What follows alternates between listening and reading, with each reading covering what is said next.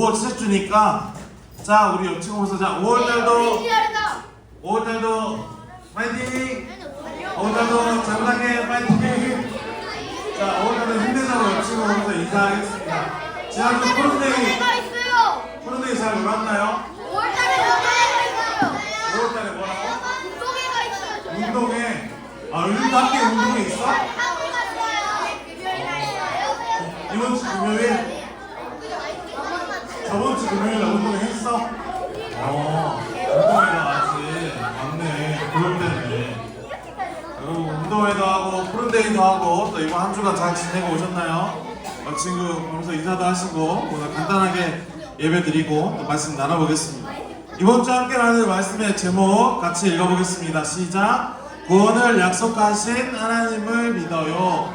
구원을 약속하신 하나님을 믿어요 라는 제목으로 출애굽기의 말씀을 나눠보려고 합니다. 야, 오늘 너네 정말 신났구나. 우리 잠깐만 집중해서 말씀 같이 나눠봤으면 좋겠어요. 우리가 함께 읽은 말씀의 그 약속이 무엇인지가 나와 있어요.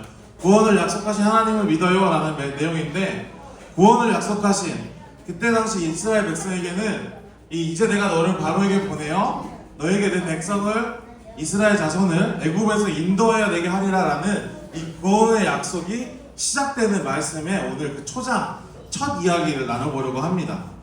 여러분 혹시 이렇게 생긴 펌프 우물 본 적 있나요? 이거 해본 적 있어요? 저도 전사님도 집에서도 안 해봤고 어디 박물관 가야 있는 건데, 여러분 이게 옛날에는 이제 물이 귀할 때에는 쉽게 우리가 쓸 수 있는 뭐랄까요, 그러니까 상수도에서 물을 끌어다니기 어려웠을 때는 지하에 있는 물을 끌어서 썼다고 해요. 그래서 이건 뭐냐면 지하수에 있는 곳까지 파이프를 박아서 이거를 이렇게 들었다 놨다 하면 기압을 줘가지고 물을 올라오게 하는 이런 펌프였다고 합니다. 그런데 여러분 이 펌프가 물을 뭐랄까요, 끌어올리기 위해, 물을 지면까지 끌어올리기 위해 꼭 필요한 하나가 있었다고 합니다. 그게 뭔지 아세요? 꼭 필요한 거. 저거. 그러게요. 저 컵이 왜 있을까요? 저 펌프가 지하 깊숙이 있는, 숨겨져 있는 그 물을 지상까지 끌어올리기 위해는, 맞아요, 마중물이라고 하는 물 한 컵을 이 펌프에 먼저 부어줬어야 된다고 해요. 그러니까 미리 준비를 해가지고 더 많은 물을 끌어올리기 위해 이 물을 끌어올리는, 마중하는 이 마중물이라는 물이 필요했다고 합니다. 이 펌프를 당기기 전에 마중물을 펌프 안에 넣어주고 이렇게 당겨야지 기압과 수압이 작용하면서 아래에 있는 물이 올라올 수 있었다고 해요. 그냥 이 펌프를 흔들면 이 물이 공기로 눌려지기만 하지 당겨오지 못하는데, 위에 마중물이 되는 첫 물을 이 입구에 부어주고 펌프질을 하면 이 수압이 바뀌면서 기압과 수압이 이렇게 변경되면서 지하에 있는 물이 지상까지 이렇게 솟아 올라올 수 있었던 거예요. 더 큰 물들, 더 많은 물들을 더 여러 사람에게 공급하기 위해서 이 펌프를 사용해야 되는데, 이 사용하기 위해서는 한 컵의 물, 마중물이라고 불리는 이 물이 필요했던 거예요. 그래서 오늘의 말씀에도 이 마중물과 같은 한 명의 인물에 대한 이야기를 나눠보려고 합니다. 민족을 구원하기 위해서, 또 여러 민족에게, 이스라엘 백성에게 하나님의 말씀을 전하기 위해서 마중물과 같은 역할을 해줬던 한 인물의 이야기를 나눠보려고 합니다. 여러분 오늘 굉장히 신났네. 딱 10분만 집중해주면 전사님이 10분 안에 끝내고 여러분들 마무리 해줄 테니까 그 대신 집중을 해줬으면 좋겠어요. 그러면은 여러분 다 그렇게 해도 되죠? 만약에 좀 시끄럽고 어수선하면은 그냥 나 한 30분까지 나 하고 싶은 말 다 하면서 여유롭게 해도 괜찮다는 거죠? 그렇죠. 우리 한번 딜을 해봅시다. 한번 10분 집중 빡 해가지고 내용 딱 들어주면 전사님도 깔끔하게 딱 끝내줄게요. 오케이? 딜 하는 겁니다. 오케이? 좋아요. 그럼 한번 집중해 봅시다. 지난주 우리가 몇 주 전에 사순절이 시작되기 전에 아브라함의 이야기, 이삭의 이야기, 야곱의 이야기를 들었어요. 그때도 하나님께서 계속 하나의 약속, 언약을 주시면서 이들을 이끄셨던 것을 우리가 기억해요. 어떤 내용이었죠? 너로 큰 민족을 이루게 하겠다. 하늘의 뭐처럼? 하늘의 별처럼, 바다의 뭐처럼? 바닷가의 모래알처럼 너의 자손들을 이루게 하겠다 라는 하나님의 약속이 있었어요. 그 약속들이 아브라함, 이삭, 야곱을 통해서 계속 이어져 내려옵니다. 그런데 우리가 이 약속 말고도 다른 하나의 약속이 있었다는 걸 이 창세기의 말씀을 통해서도 확인할 수 있어요. 하나님께서 아브라함과 이삭, 야곱을 통해서 이 너의 민족을, 너의 자손을 크게 정말 많은 자손으로, 많은 민족으로 이루게 하시겠다라는 약속과 함께 한 가지의 예언을 더 주신 게 있었어요. 그게 뭐냐면 여기 보라색깔 글씨로 적혀있는 내용인데 너의 자손이 다른 나라에 나그네살이로 살게 될 거래요. 여러분, 나그네살이가 뭘까요? 우리 집이 아니고 남의 집에 끌려간 사람처럼 살게 될 거다라는 거였어요. 근데 그게 마침내 종이 되어서 손님으로 가게 된 게 아니라 종이나 노예로 끌려가게 될 거라는 걸 얘기하셨어요. 근데 여러분, 몇 년 동안요? 400년 동안 괴로움을 받게 될 것이다 라는 내용과 함께, 그리고 반드시 그들을 그곳에서 인도에 어디로 간다고요? 가나안 땅으로 인도하겠다라는 이런 약속의 말씀도 하나님이 주셨어요. 아브라함부터 시작돼서 요셉까지 우리 어떤 내용인지 기억하시나요? 여러 하나님의 인도하심을 따라서 여러 지역을 돌아다니기도 했고 여러 일들을 겪으면서도 그들은 하나님의 약속을 하나하나 삶으로 경험하며 살아갔어요. 자녀를 낳게 되고 많은 민족을 이루게 되고 많은 아이들을 낳게 되면서 조금씩 이 아브라함의 자손, 이삭의 자손, 야곱의 자손, 요셉의 자손들이 늘어나기 시작했습니다. 그런데 하나님께서는 그 사이에 분명히 400년이라는 괴로움의 시간도 이야기하셨고 이 시간 이후에 그들을 인도해야 될 하나님의 약속이 있음도 알려주셨어요. 오늘은 그 괴로움의 시간의 끝에 하나님의 약속을 다시 한번 성취하는 마중물과 같은 사람, 바로 여러분 모세라는 사람에 대한 이야기를 함께 나눠보려고 합니다. 이 모세의 이야기의 사전의 배경에는 어떤 내용들이 있냐면 애굽에서 이스라엘 백성들의 이야기가 등장해요.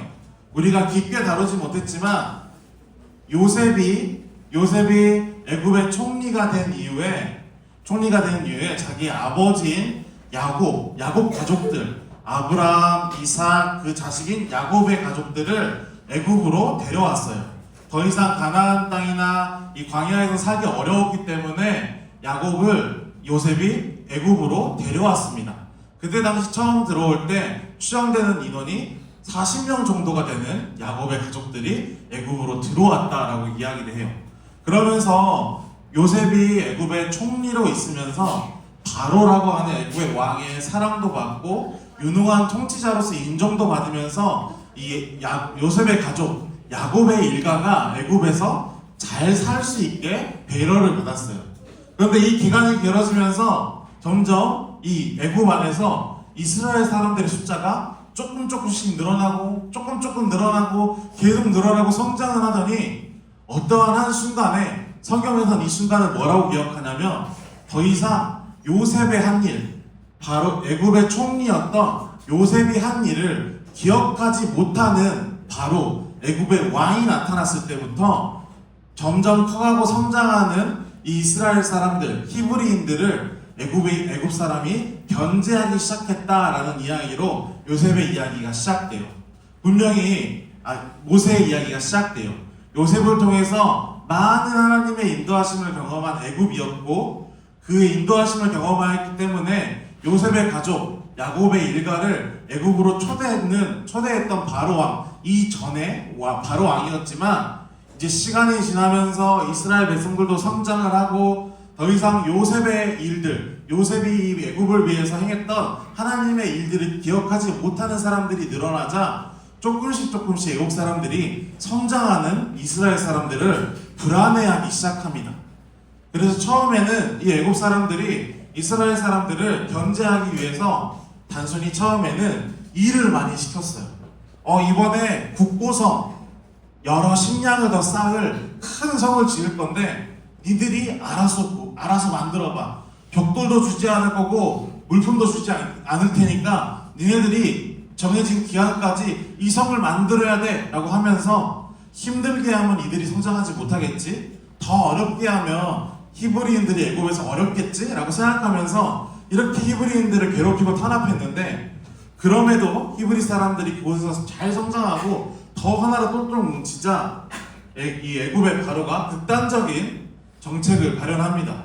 그 정책이 뭐였냐면 히브리의 갓 태어난 아이들을 살려두지 말아라. 특별히 이 아이가 남자아이라면 모두 죽여라 라는 명령을 내렸던 거예요. 더 이상 괴롭혀도 힘들게 해도 일을 많이 시켜도 우리 이 애굽 땅 안에서 히브리 사람들이 계속 성장하고 잘 살아가고 더 하나로 뭉치자 요셉의 일을 기억하지 못하고 하나님을 제대로 알지 못했던 이 애굽의 바로 왕이 이 히브리 사람들을 간접적이 아니라 이제는 더욱더 직접적으로 탄압하고 괴롭히기 시작해요. 굉장히 극단적인 방법으로 더 이상 성장을 막기 위해서 어린 아이를 낳았는데 그게 남자아이면 모두 죽여버려라라는 명령을 내렸던 거죠. 오늘의 이 말씀의 주인공 모세도 이 상황 가운데 태어난 갓난 어린 아기였습니다. 그런데 우리 요게벳의 노래라는 이 찬양처럼 그 내용처럼 모세도 이 애굽 왕이 아이들을 죽이려고 하는 이 정책 가운데 태어났지만 엄마인 요게벳이 모세를 강물가에 어떻게 했죠? 강물가에 갈대 상자에 담아서 모세를 살리기 위해 그 강가로 떠내려 보냅니다.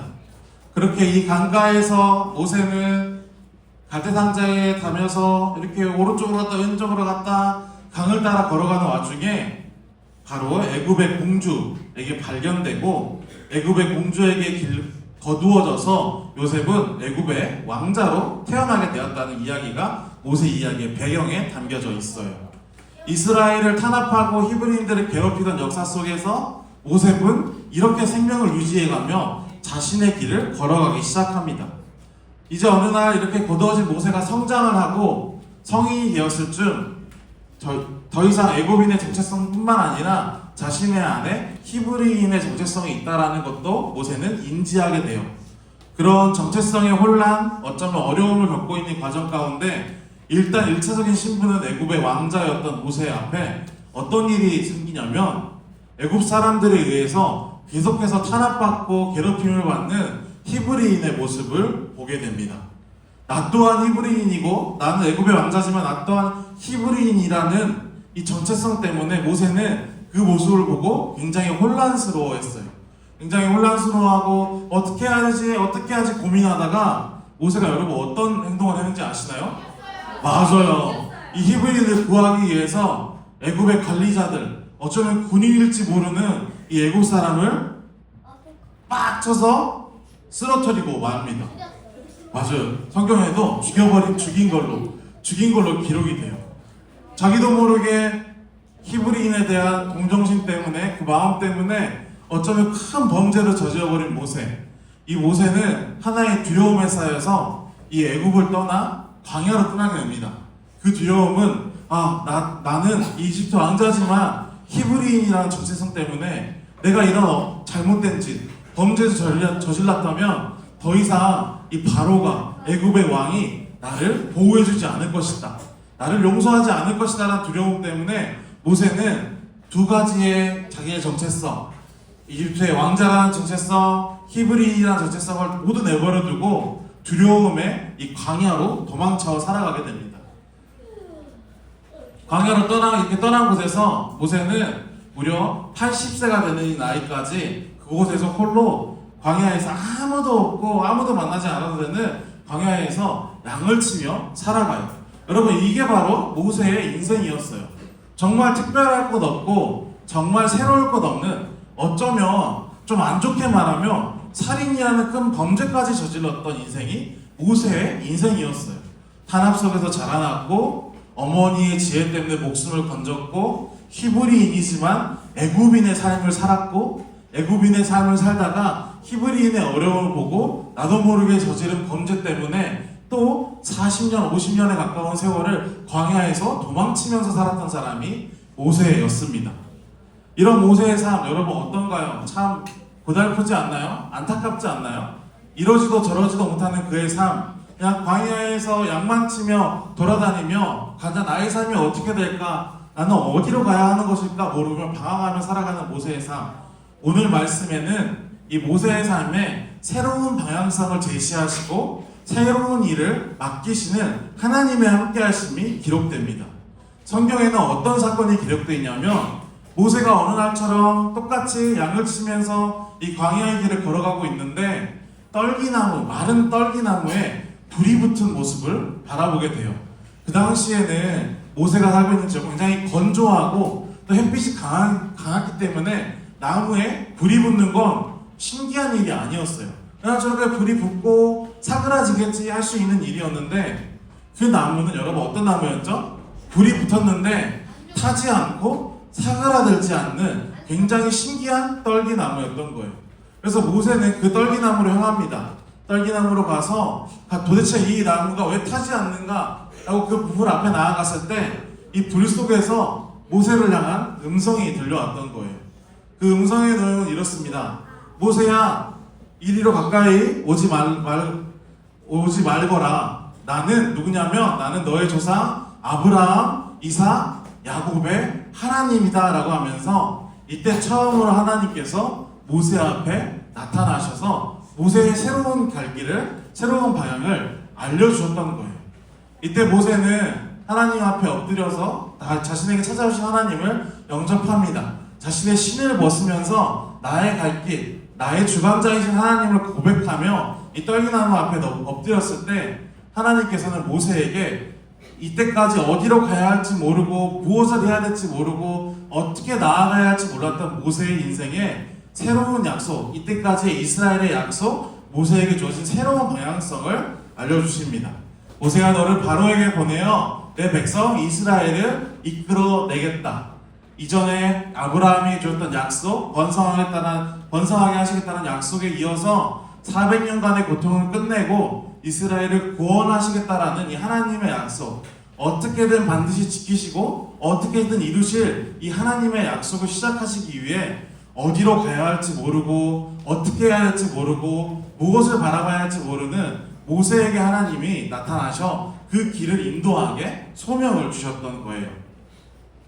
모세는 여러분 아까 말씀드린 것처럼 모세는 더 이상 어떻게 해야 될지 모르는 인생, 나는 무엇을 해야 될지 알 수가 없는 인생, 항상 도망다니면서 누군가를 피해 다니는 그런 인생이었지만 이제 하나님 앞에 모세가 자신의 신을 벗으며 고백하는 순간부터 모세에게는 새로운 방향성이 생깁니다. 마치 우리가 맨 처음에 봤던 지하 속에 감춰져 있던 그 수많은 물을 끌어올릴 수 있는 이 펌프에 마중물처럼 쓰인 것처럼 모세는 이제 잊혀졌던, 사람들이 기억하지 못했던, 사람들이 오매불망 기다리기만 했던 이 하나님의 약속을 이룰 수 있는 이 펌프에 마중물과 같은 역할로 하나님께 지명당하여 이 하나님의 약속을 이루는 주관자, 하나님의 약속을 이루는 도구로 사용되게 되었던 거예요. 오늘 말씀은 여러분 여기까지만 딱 우리에게 이야기해주고 있습니다. 모세가 어떻게 이 길을 다 걸어왔고 모세가 어떻게 이 소명을 받았는지를 소개하면서 앞으로 다음 주, 그 다음 주로 이어질 말씀을 통해서 모세가 어떻게 쓰임을 받을 것인지를 우리에게 소개해주고 있어요. 모세를 통해서 하나님은 내가 반드시 너와 함께 있을 것이다 라는 약속을 주시며 모세가 가야 할 길을 알려주시고 모세를 통해서 이루어질 하나님의 약속을 기대하게 하셨던 거예요. 사실 오늘 말씀 굉장히 어려울 수 있고 난감할 수 있지만 모세가 방황하고 힘들었던 이 시기 가운데 하나님을 만나면서 새로운 길을 마주하게 됩니다. 새로운 방향을 만나게 됩니다.